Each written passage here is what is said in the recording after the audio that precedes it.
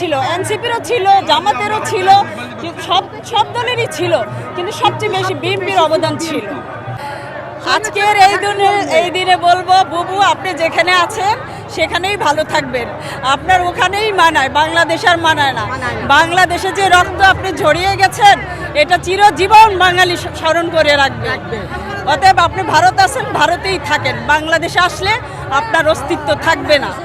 তারেক রহমান স্যারের কথা বলবো, উনি যদি এই গত জুলাইয়ে যদি ওনার মানে অবদান না থাকতো, তাহলে বাংলাদেশ কখনো আর বিজয় হতে পারতো না। বাংলাদেশের পিছনে ওনার সবচেয়ে বড় অবদান। উনি লন্ডন থেকে যেভাবে আমাদের বিএনপিকে গাইড করছে এবং প্রত্যেকে তার কমান্ড মানছে, সেই জন্য আজকে এই ফ্যাসিবাদ সরকার মানে পতন হয়েছে, বাংলাদেশে বিজয় আসছে। এই বিজয় আমরা যেন আগামীতে ধরে রাখতে পারি। আমাদের আগামী নির্বাচনের মাধ্যমে সরকার আমাদেরকে যেভাবে সহযোগিতা করবেই, তারা তো করবে, তারা একক ক্ষমতা চায়, একক ক্ষমতা দিয়ে হয় না। তাহলে আজকে এই যে শেখ হাসিনার পতন হয়েছে, এই পতনের পরে যদি এখন ওনারা আমাদের সাথে মিলে ঝিলে কাজ না করে, তাহলে ওনাদেরও পতন হয়ে যাবে নিশ্চিত। কারণ এই গত একটি বছর যেভাবে দেশ পরিচালনা হয়েছে, এটা আপনারা সবাই দেখেছেন। এখন এনসিপি দল পাল্টি দেয়, জামাত পাল্টি দেয়, বিএনপি কখনো পাল্টি দিবে? বিএনপি তারেক জিয়া, বেগম খালেদা জিয়াই, তাদের এদেশের জন্য অনেক অবদান আছে। তারা দেশ ছেড়ে পালায় নাই, আজও পর্যন্ত তারা কষ্ট করতেছে।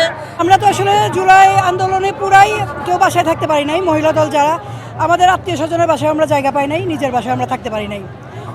আমি আসলে আদাবর থানা থেকে এখন মহানগরের যুগ্ম আহ্বায়ক। আদাবর থানায় আমার 26টা মামলা ছিল। তাহলে বোঝেন 6 মাস পর আমাকে বাসা চেঞ্জ করতে হয়েছে, নিজের বাসায় তো থাকতেই পারি নাই। তো জুলাই আন্দোলনের আসলে এগুলো কথা বলে আমাদেরকে মানে শেষ করা যাবে না। মনে করেন চোখের সামনে আমার গুলি লেগেছে, কয়েকবার রাবার বুলেট লেগেছে, সেইগুলো নিয়েই আমি আপনার 4 আগস্ট 5 আগস্ট শাহবাগে আমি প্রোগ্রাম করে, আমি যখন স্বাধীন হয়েছে, যখন শেখ হাসিনা পালাইছে, তারপর আমি গুলিগুলো বের করেছি। হাইব্রিড যারা, তারা হাইব্রিড। আর ত্যাগী নেতাকর্মী যারা, তাদেরকে অবশ্যই সবাই আমাদের নেতৃবৃন্দ, সিনিয়র নেতৃবৃন্দ যারা, তারা চেনে, দলের মানুষ চেনে। আর যারা নতুন, তাদেরকে সবাই ওইভাবে ওই নতুন হিসাবে করবে। তারেক রহমান স্যারের নির্দেশেই আমরা জুলাই আন্দোলনের মানে সংগ্রাম করেছি, আন্দোলন করেছি এবং মনে করি সফল হয়েছে। শেখ হাসিনা সব কিছু আমাদের তারেক স্যারের নেতৃত্বেই আমরা করেছি। আমরা দেখেছি জুলাই আন্দোলনে বা তার আগে বিএনপি এবং জামাত দীর্ঘদিন একসাথে রাজপথে আন্দোলন করেছে, কিন্তু ইদানিং বিএনপি এবং জামাতের মধ্যে দূরত্ব দেখছি। আসলে কার তো সেই দূরত্বটা? আসলে আমি এই বিষয়ে কোনো কথা বলতে যাচ্ছি না।